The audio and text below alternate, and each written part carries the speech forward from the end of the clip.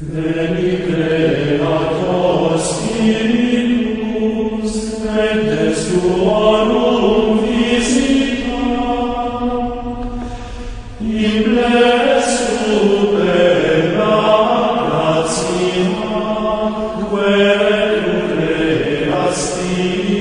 En nombre del Padre, del Hijo y del Espíritu Santo. Amén. Queridos hermanos, continuamos nuestra explicación de la doctrina católica. En la charla anterior hemos hablado de los sacramentos, que son signos sensibles, eficaces de la gracia, instituidos por Jesucristo para comunicarnos su salvación, su Espíritu Santo, ¿sí?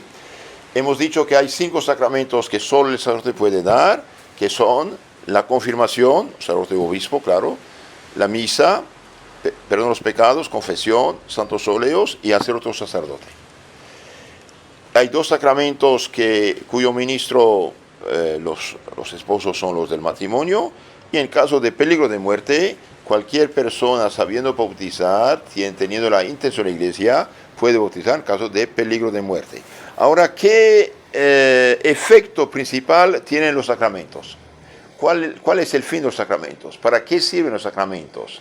¿Cuál es el efecto principal, fruto principal de los sacramentos? Los sacramentos son los 7 canales que transmiten la salvación de Cristo, ¿sí? Y esta salvación de Cristo le llamamos gracia. ¿Por qué gracia?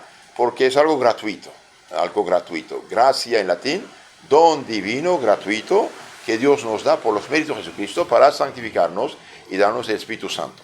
Entonces me apoyo en el Catecismo Mayor del Papa San Pío X, pregunta 527. ¿Qué es la gracia? Bien, la gracia de Dios es un don interno, un don divino, invisible, interno y sobrenatural. Divino, sobrenatural aquí significa divino, que se nos da sin ningún merecimiento nuestro, por los méritos de Jesucristo en orden a la vida eterna. Repito, es muy interesante. Entonces, la gracia es un don interno, no se ve, no se oye, no se toca. Lo espiritual, lo divino no se toca. Con otras palabras, no cae bajo nuestros sentidos, ¿sí? Es un don divino, interno, pero sobrenatural, es decir, divino. Solo Dios puede comunicar esto, ¿sí? Es algo sobrenatural, que se nos da sin ningún merecimiento de nuestra parte. Por eso dice gracia, gratis dado. Un don divino gratuitamente dado, sin ningún merecimiento de nuestra parte. Pero se nos da por los méritos de Jesucristo para conseguir la vida eterna. Entonces, los sacramentos son los 7 canales de la transmisión de este don divino, sobrenatural divino, que Cristo ha instituido. Los sacramentos son obra de Cristo o de Cristo mediante sus apóstoles. Por ejemplo, como los santos óleos, lo sabemos por la Biblia, Santiago, apóstol, dice, si alguien está enfermo, mande llamar a los presbíteros de la iglesia, que lo ungen con óleo santo. Si tienen pecados, serán perdonados, si Dios os le da la soledad. La gracia es un don divino, sobrenatural. Ahora, cualquier cosa no produce la gracia. Cualquier culto no produce la gracia. Fuera de los 7 sacramentos, no hay otro canal habitual de la gracia. Bien. Los que quieren recibir el Espíritu Santo inventando cultos humanos, pecan y no tienen el Espíritu Santo. Pregunta 528. ¿De cuántas maneras es la gracia? ¿O cuántos tipos de gracia hay? Y bien, hay 2 tipos de gracias. La gracia es de 2 maneras. La gracia santificante, que se llama también habitual, y la gracia actual. Vamos a explicar esto, es muy interesante, es muy importante. Entonces, la gracia se divide en 2. La gracia santificante o habitual y la gracia actual. ¿Cuál es la diferencia? Y bien, la gracia santificante o habitual es un don sobrenatural, inherente a nuestra alma, que nos hace justos, hijos adoptivos de Dios y herederos de su gloria. La gracia santificante o habitual es un don sobrenatural que Dios infunde en nuestra alma. ¿En qué momento? El momento del bautismo, el momento de la confesión. ¿Y para qué sirve esta gracia? Bien, esta gracia nos hace justos. ¿Qué es justos? Santificados, purificados, ¿sí? Justo en la Biblia, justo, justicia significa santidad, ¿sí? Entonces la gracia nos hace justos, hijos adoptivos de Dios y herederos de la gloria del cielo. Ahora, ¿cuál es el primer sacramento que da la gracia? Es el bautismo. ¿Cómo se pierde la gracia? Por el pecado mortal. Pecado mortal. ¿Cómo se recupera la gracia? Por la confesión. O en un acto de contrición perfecta con deseo de confesarse cuanto antes y de ya no pecar. Entonces la gracia se recibe en primer lugar mediante el bautismo, se pierde por pecado mortal. ¿Y qué es un pecado mortal? Es un pecado grave que nos separa de Dios. Pecado grave que nos separa de Dios. Por ejemplo, una herida chiquita no nos separa de Dios, no nos mata, ¿sí? Pero un balazo en el corazón nos mata, ¿sí? Entonces el pecado mortal, para que sea mortal, hay tres condiciones: materia grave, algo contra los 10 mandamientos; pleno conocimiento, yo sé que es pecado; y plena advertencia. Yo sé que es pecado y consciente en pecar, ahí es pecado. Por ejemplo, borrachera, pornografía, adulterio, fornicación, homosexualismo, robo más de un día de trabajo, chismes graves que acusan al otro, mentira que afecta al otro, grave, etcétera, etcétera. Brujería, hechicería, herejía, fundar sectas, disque iglesias, son pecados mortales. Entonces, la gracia se pierde por cualquier pecado mortal. Ahora usted se recibe un balazo y 50 balazos, estás muerto de todo modo, desde el primero. Entonces, un solo pecado mortal destruye la gracia. ¿Y cómo se...? Ahora, destruir la gracia significa, usted tiene la lámpara, de repente se va la corriente y hasta se necesitan las tinieblas. Ahora, ¿cómo se recupera la gracia? Dijimos, por la confesión hecha al sacerdote. La gracia también nos hace hijos de Dios, como la luz en la lámpara, dije, como el alma en el cuerpo. Un alma sin la gracia es como un cuerpo sin el alma. Un cuerpo sin alma es un cadáver, huele feo. Huele feo, cadáver podrido, es el alma. Y por eso la gente, en la medida que vive en pecado mortal, la sociedad se hace infecta, se hace irrespirable, ¿no? Usted cuando pasa de un cadáver, de un perro ahí muerto hace 10 días, ¿qué pasa? O 3 días, póngale. ¿Qué pasa? Te da asco, ¿no? Gana de vomitar. Y bien, en la medida que el alma está en pecado mortal y mucha gente en pecado mortal, la vida social, la vida familiar se hace dura, se hace difícil. Entonces la gracia santificante, ¿qué es? Un don sobrenatural, dijimos, inherente, que está dentro del alma, ¿sí? Como la luz en la lámpara, como el alma, el cuerpo, inherente al alma, que nos hace justos, hijos adoptivos de Dios y herederos del cielo. Hoy se escucha, todos somos hijos de Dios. Distingo, llamados a hacerlo, es verdad. Dios quiere la salvación de todos. Pero somos realmente hijos de Dios si estamos de gracia de Dios, si hemos pecado mortalmente y no nos convertimos, no nos arrepentimos, no, hemos renunciado. ¿De cuántas maneras es la gracia santificante? Pregunta 530. La gracia santificante es de 2 maneras, primera y gracia segunda. ¿Cuál es la gracia primera?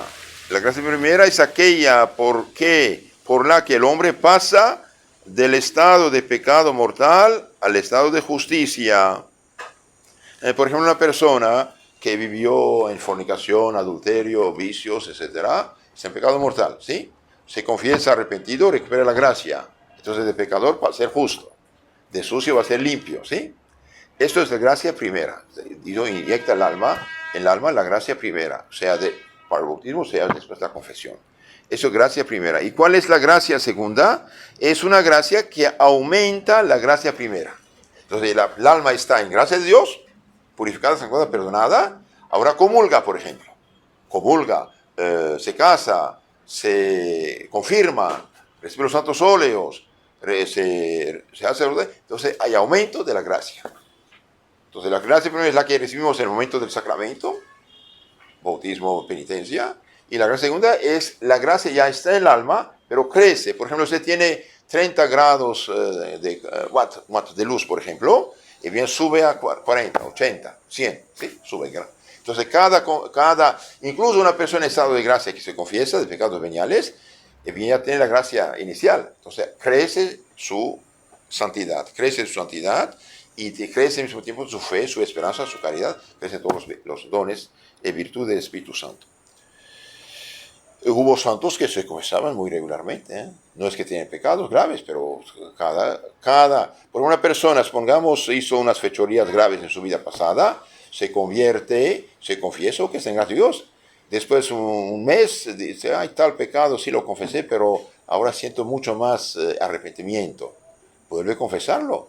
Ya está perdonado en cuanto a la culpa del infierno, pero tenías, pongamos, 100 años de purgatorio por ese pecado, se confiesa con más dolor, más arrepentimiento, y bien borra 99, queda un año.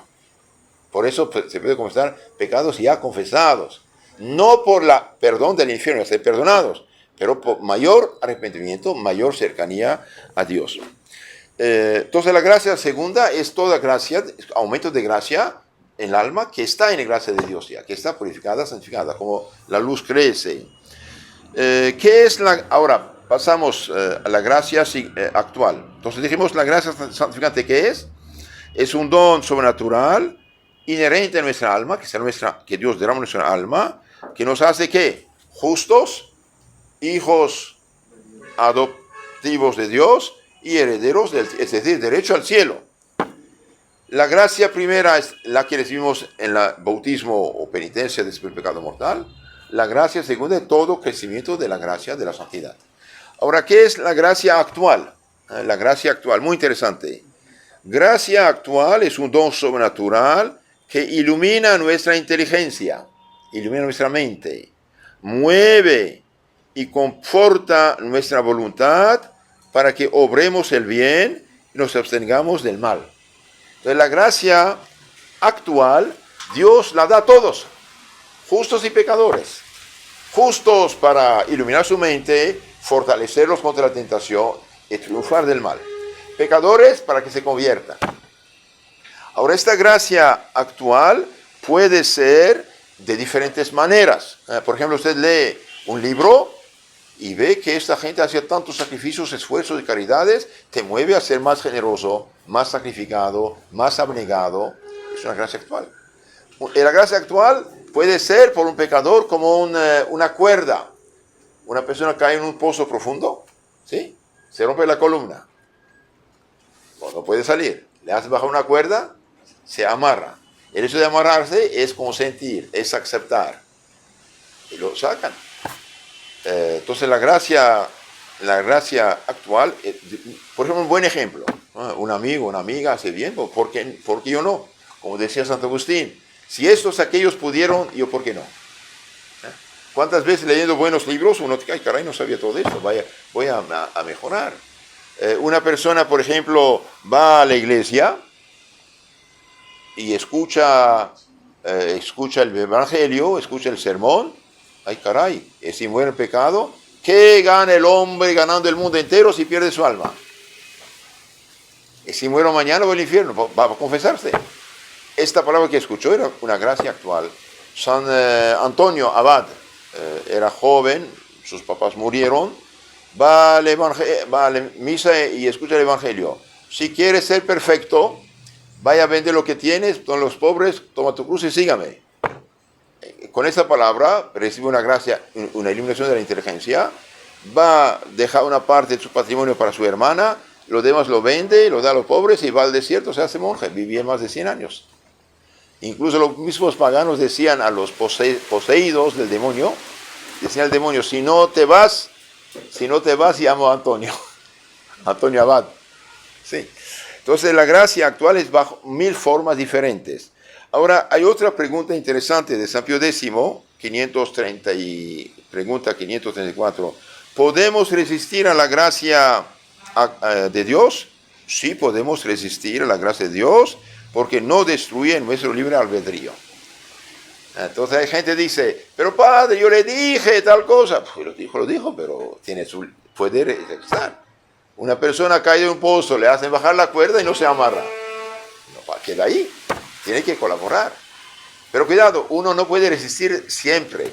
¿En qué sentido? Hace falta seguir bombardeando. ¿Ah? Usted quiere romper, no sé, una piedra muy dura, ¿sí? Le da un golpecito, no rompe, pero dale golpes y golpes y golpes y golpes, ¿no? Se rompe, se rompe. Lo mismo por seguir rezando. Pregunta siguiente, ¿podemos con nuestras solas fuerzas hacer algo que nos ayude para la vida eterna? Y bien, sin el socorro de la gracia de Dios, no podemos con nuestras solas fuerzas hacer ninguna cosa que nos ayude para la vida eterna. De ahí la importancia de la oración. Si queremos hacer cosas para la vida eterna, necesitamos orar, necesitamos rezar. De ahí la importancia. Entonces, hoy estamos en un mundo muy confundido, incluso de muchos católicos, incluso confunden lo natural y sobrenatural. ¿Qué dijo Cristo en San Juan 15:5, pienso? ¿Qué dice? Sin mí, nada podéis hacer. Entonces, todo lo que es para la vida eterna, sin el socorro de la gracia de Dios, no podemos con nuestras fuerzas hacer ninguna cosa que nos ayude para la vida eterna. Y de ahí la importancia de ser atentos a la gracia, a la luz de Dios. Usted tiene ganas, por ejemplo, de rezar, rece, hombre. ¿Tienes ganas de misa? Vaya. ¿Tienes ganas de hacer una buena limosna? Hágalo. ¿Tienes la gana de hacer algo bonito? Bueno, hágalo, son gracias que Dios te da.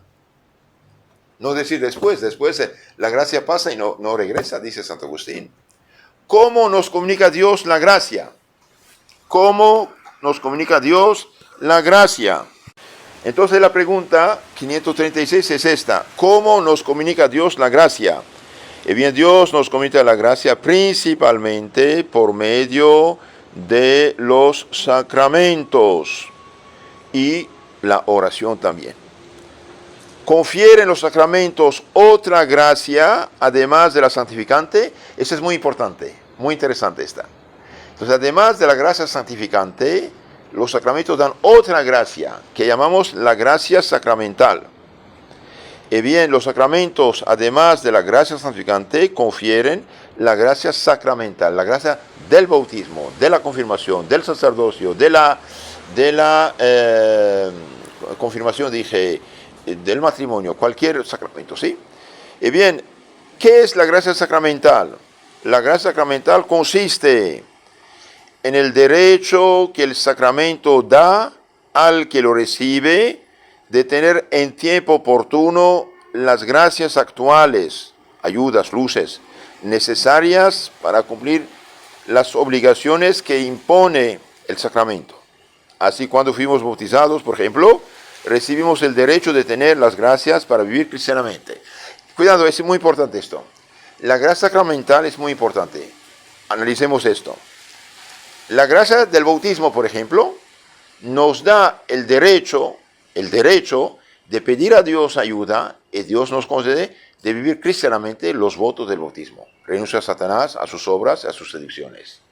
La gracia del matrimonio, por ejemplo, es una gracia especial de los esposos, les da el derecho de pedir ayuda todos los días de su vida, les da luz, ayuda, paciencia, fortaleza, gana de cumplir sus obligaciones y deberes, con tal que no corten el cable con Dios por el pecado mortal.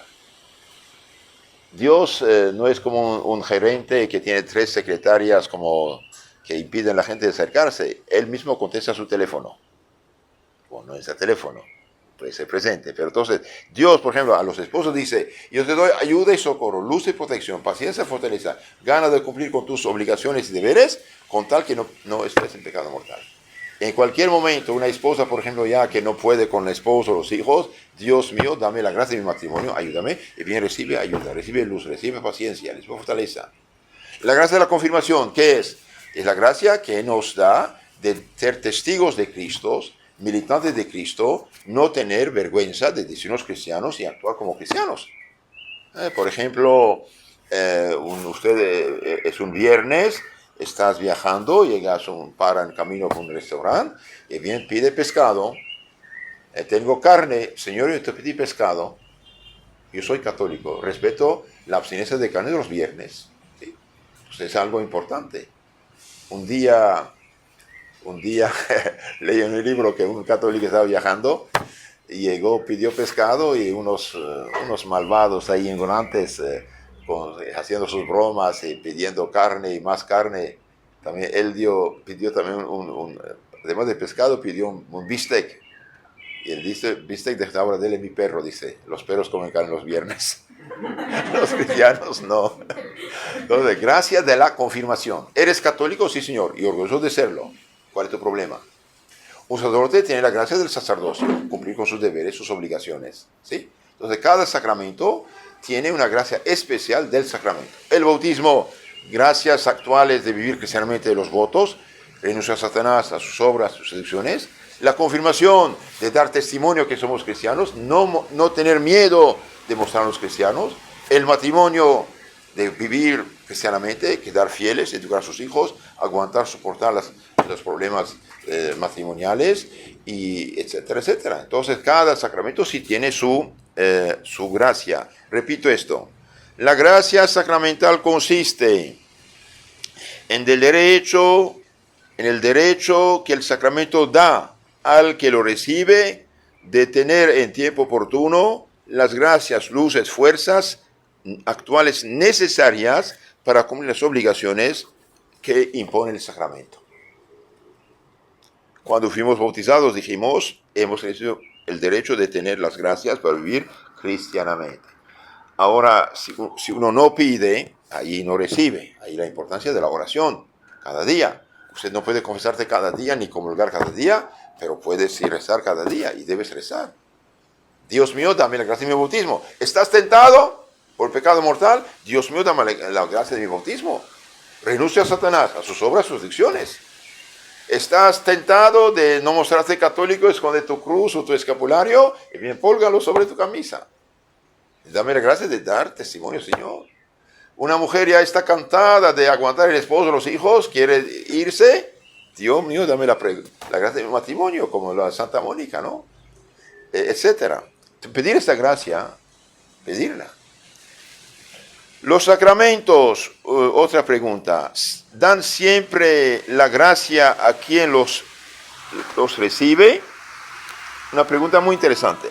¿Los sacramentos siempre dan la gracia a quien los recibe? Entonces la pregunta es esta. ¿Los sacramentos siempre dan la gracia a quien los recibe? Bien, dan siempre la gracia con tal que se reciban con las disposiciones necesarias. Sí, en estado de gracia, por ejemplo. ¿Quién ha dado a los sacramentos la virtud, el poder de conferir, de dar, de comunicar la gracia del Espíritu Santo?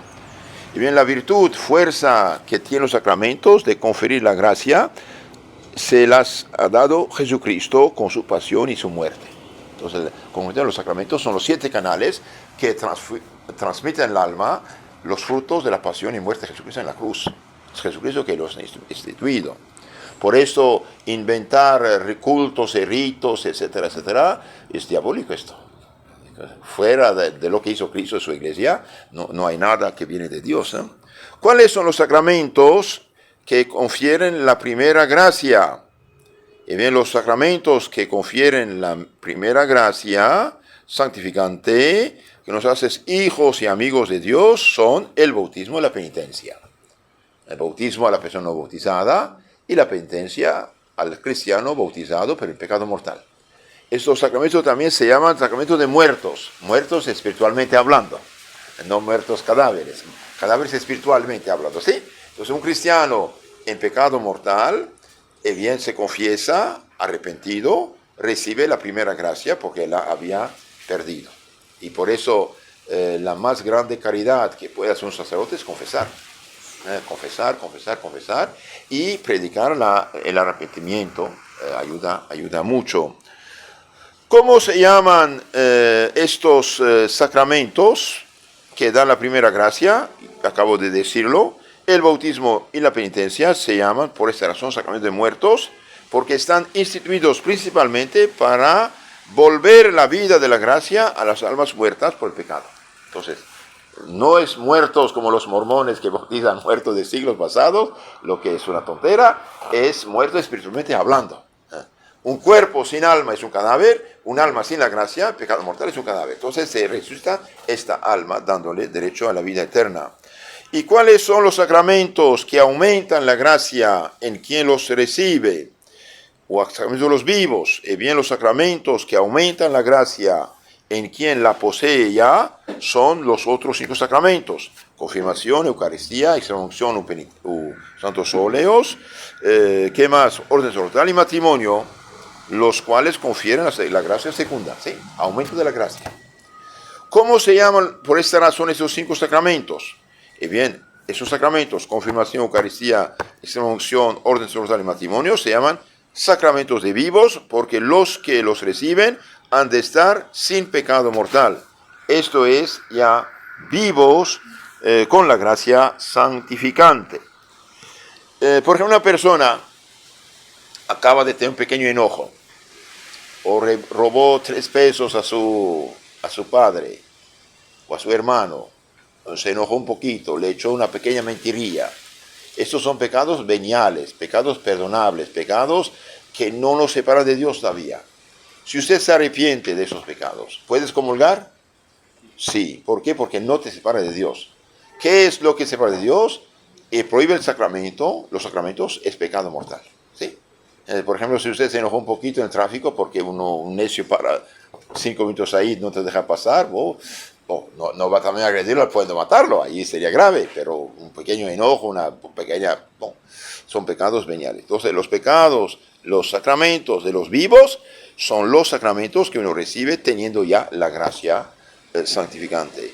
¿Qué pecado comete quien recibe uno de los sacramentos vivos, sabiendo que está en pecado mortal? ¿Qué pecado comete el que comulga en pecado mortal? Recibe un pecado de sacrilegio. Quien recibe uno de los sacramentos de vivos, sabiendo que no está en gracia de Dios, comete un horrible pecado de sacrilegio, como si echara la divina hostia en la basura. Y un sacrilegio es más grave que el pecado de Judas.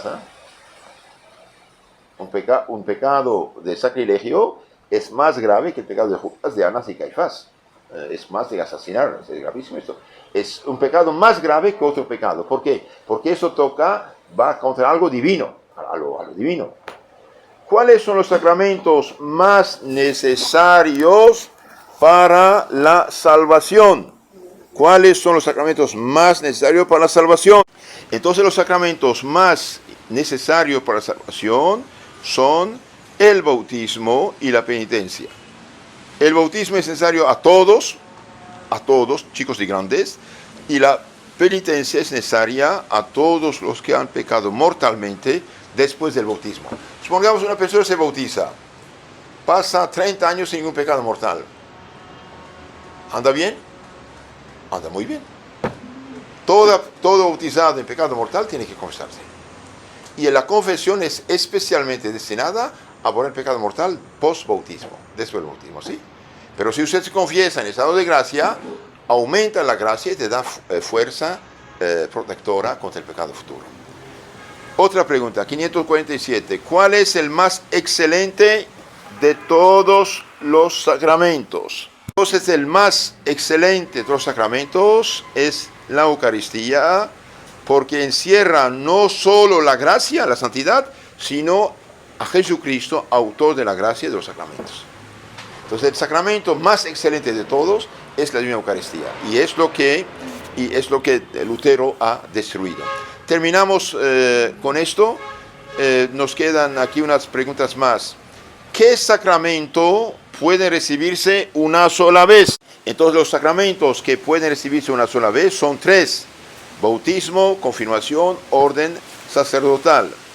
¿Y por qué estos 3 sacramentos, confirmación, bautismo, orden sacerdotal, pueden recibirse una sola vez? Y bien, se recibe una sola vez porque cada uno imprime un carácter, un sello espiritual en el alma, que nunca se borra. Y lo de los esposos, expresión de vida. Mientras viven los esposos, son esposos, no pueden volver a casarse. Un viudo, una viuda puede volver a casarse, incluso puede ser religioso, puede ser sacerdote. ¿Cuál es ahora este carácter? ¿En qué consiste? ¿Qué es el carácter que cada uno de esos 3 sacramentos, bautismo, confirmación, orden sacerdotal, imprime en el alma? ¿Qué es ese carácter? Muy interesante esto, muy importante. El carácter es un sello espiritual que cada uno de esos sacramentos imprime en el alma. Es una señal espiritual que no se borra jamás. Entonces el carácter, una vez impreso, es como cuando una persona pone en la oreja de esos animales un sello, un número, una sigla, ¿no? Ahí está. Ese carácter, el sello espiritual nunca se borra. ¿Y de qué sirve? ¿Para qué sirve el carácter que imprime el alma estos tres sacramentos? ¿Para qué sirve? Y esto es muy importante para nosotros. Bien, el carácter que imprime el alma estos tres sacramentos sirve de señal, de contraseña, para marcarnos que somos de Cristo. En el bautismo, el carácter del bautismo nos marca como miembros de Cristo, miembros del rebaño de Cristo. La confirmación nos marca como testigos, soldados de Cristo. Y el orden sacerdotal como ministros de Cristo. Ahora, última pregunta. ¿Los ángeles, los demonios, las almas separadas, ven quién está bautizado? Sí. ¿Ven quién es confirmado? Sí. ¿Ven quién es ministro del Señor? Sí. Los demonios para tratar de hacer su fechoría y los ángeles y santos para protegernos. Ahora un cristiano que va al infierno con el sello de Cristo, porque va al infierno los que pierden la gracia, ¿sí? Un cristiano que va al infierno con el carácter de bautizado, de confirmado, de sacerdote, los tres, ¿sufre más que los paganos? Sí, es como un general prisionero de los enemigos, lo humillan más. Entonces el carácter nunca se borra. ¿Qué es lo que impulsa a un bautizado en pecado mortal a confesarse? Es el carácter. Es el carácter. ¿Puedo confesar un pagano no bautizado? No, aunque haga un acto de contrición es otro asunto, no puede absolverlo. Hace falta que tenga el carácter. Entonces, ¿qué pierde el cristiano en pecado mortal? El cristiano en pecado mortal pierde la gracia, pierde la caridad, pierde el Espíritu Santo. Las virtudes, prudencia, justicia, fortaleza de templanza y los del Espíritu Santo quedan paralizados. ¿Qué queda en el cristiano en pecado mortal? Queda ¿qué? La fe, la esperanza y el carácter. Fe, esperanza, Dios por misericordia deja el bautizado para que, teniendo fe, pero fe sin la gracia, para impulsarlo a recuperar la gracia, la santidad, la caridad del Espíritu Santo. ¿Qué queda en el bautizado que pierde la fe católica?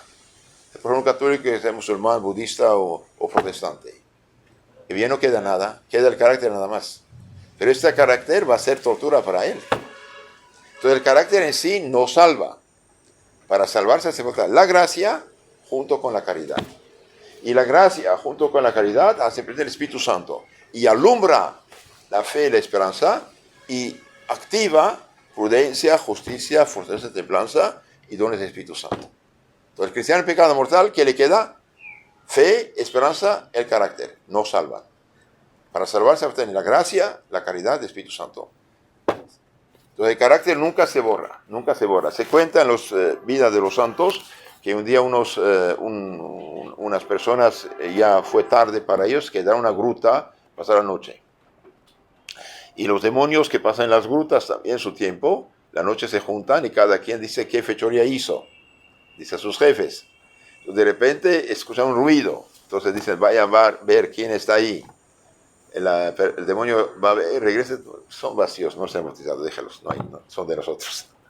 Entonces, el bautismo es importante. Los ángeles ven quién está confirmado, entonces lo ayudan para que dé testimonio de la fe. Ven quién es sacerdote, lo ayudan para que sea digno ministro y protegerlo. Es bautizado, es de nosotros, tenemos que cuidarlo. Entonces, este carácter nos alcanza. Por eso, el cristiano que vive en pecado mortal vive una vida que no es normal. No es normal. ¿Por qué esta monstruosa decadencia actualmente en los países cristianos, anticristianos o apóstatas? Porque todavía muchos son bautizados, pero prisioneros de Satanás, prisioneros del pecado. Entonces ¿y por qué esta rabia contra la fe católica? Si ven pecado mortal, o sean los de la fe, y este carácter los tortura de un cierto modo. Entonces, en lugar de arrepentirse, convertirse, confesarse, son rabiosos contra la fe que han repudiado. Entonces, resumen de todo lo que dijimos, la salvación de Cristo llega a nosotros mediante la iglesia que Cristo dejó fundada. ¿Cuál es? La católica. ¿Por qué la católica? Porque es la única que tiene 2000 años. Buenos, malos católicos es otro asunto. La iglesia católica es la iglesia fundada por Cristo por tener 2000 años. No es cuestión de capricho. Hubo católicos del siglo I al XXI, ¿sí? ¿Cuál es esta iglesia católica? Una santa católica apostólica. Romana, porque San Pedro murió en Roma y dejó la autoridad. ¿Qué instrumento tiene la iglesia para comunicar la salvación de Cristo? Primero, predicar la sana doctrina, el evangelio, para preparar las almas, porque la fe viene de escuchar la palabra de Dios. Después, una vez que dan su consentimiento al mensaje de Cristo, se bautisman y reciben la fe sobrenatural. Junto con la fe reciben la gracia, fe, esperanza, caridad, Espíritu Santo, virtudes, dones del Espíritu Santo. Los sacramentos son 7 canales, dijimos. Bautismo es como nacer. Confirmación, crecer, ser adulto. Eucaristía, alimentarse. Confesión, penitencia, purificarse del pecado, resucitar si uno pecó mortalmente. Santos óleos, prepararse para la eternidad, si Dios juzga bien, dar la salud. Y hay 2 sacramentos para la sociedad. Matrimonio, poblar cielo y tierra, y sacerdocio, ministro del Señor. ¿Cuáles son los 3 sacramentos que se reciben una sola vez en la vida? Bautismo, confirmación, orden sacerdotal. ¿Por qué? Porque imprimen un sello espiritual que llamamos carácter, señal de Cristo. Por bautismo somos miembros de la Iglesia de Cristo. Confirmación, somos soldados, testigos de Cristo. Y en orden sacerdotal como ministros del Señor. Última pregunta. Un protestante que bautiza a católicos ya bautizados, los mancha. Un sacramento dado válidamente, y sobre todo en esos 3 casos, nunca puede repetirse. Si hay duda, se repite bajo condición. Pero así en absoluto, bautizar a un bautizado ya es mancharlo, no tiene derecho. Hay 5 sacramentos que solo el sacerdote puede dar. Penitencia, Santa Misa, confirmación, santos óleos y orden sacerdotal. Cuando digo sacerdote es el obispo, que es el sacerdote mayor, ¿sí? Y el matrimonio, uno puede casarse, volver a casarse si está viudo o viuda. Pero una persona casada por la iglesia, aunque separada, si se junta, está en adulterio, está en pecado. ¿Cuáles son los 2 sacramentos más indispensables para la salvación? Bautismo y penitencia, para dar la primera gracia. ¿Y cuál es el más excelente de los sacramentos? La Eucaristía. Y por lo tanto, no tener sacerdotes es no tener 5 sacramentos.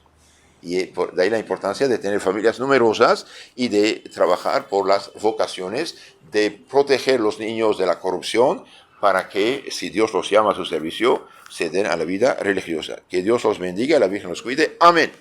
Queridos hermanos, conocer mejor su fe católica, inscríbense en nuestro canal Catecismo Católico Tradicional, donde toda la fe está explicada en YouTube y Telegram. Que Dios los bendiga.